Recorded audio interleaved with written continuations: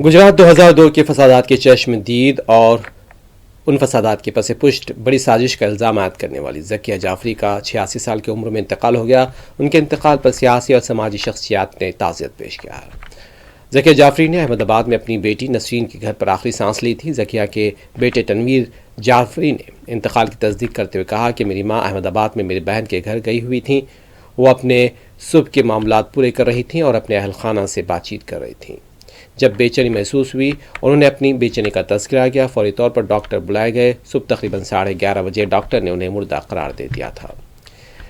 واضح رہے کہ ذکیہ جعفری کانگریس کے سابق رکن پارلیمنٹ مرحوم احسان جعفری کی اہلیہ ہیں۔ احسان جعفری کا 28 فروری 2002 کے فسادات کے دوران احمد آباد کی گلبرگ سوسائٹی میں قتل کر دیا گیا تھا۔ اس وقت درجنوں افراد کا قتل ہوا تھا، لیکن ذکیہ جعفری زندہ بچ گئی تھیں۔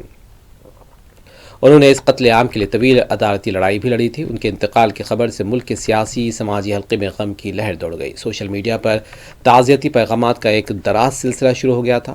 قابل ذکر ہے کہ ذکیہ جعفری کانگریس کے سابق رکن پارلیمنٹ مرحوم احسان جعفری کی اہلیہ ہیں۔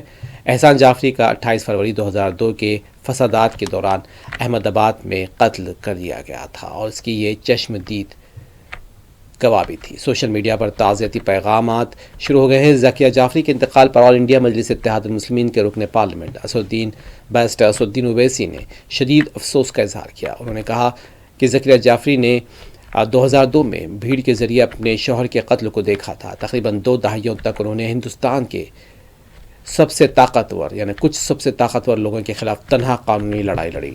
کبھی بھی وہ خوفزدہ نہیں ہوئی۔ اللہ انہیں سکون اور احباب کو صبر کی طاقت عطا کرے۔ سپریم کورٹ میں ذکیہ جعفری کے ساتھ ان کی لڑائی لڑنے والے سماجی کارکن تیستا ستلوار نے social media platform X پر اپنی تعزیت کا اظہار کرتے ہوئے لکھا تھا کہ حقوق انسانی طبقے کے ایک مخلص لیڈر ذکیہ آپا کا انتقال ہو گیا۔ ان کی دور اندیش موجودگی کو ملک، اہل خانہ، دوستوں کے ساتھ ہی پوری دنیا یاد کرے گی۔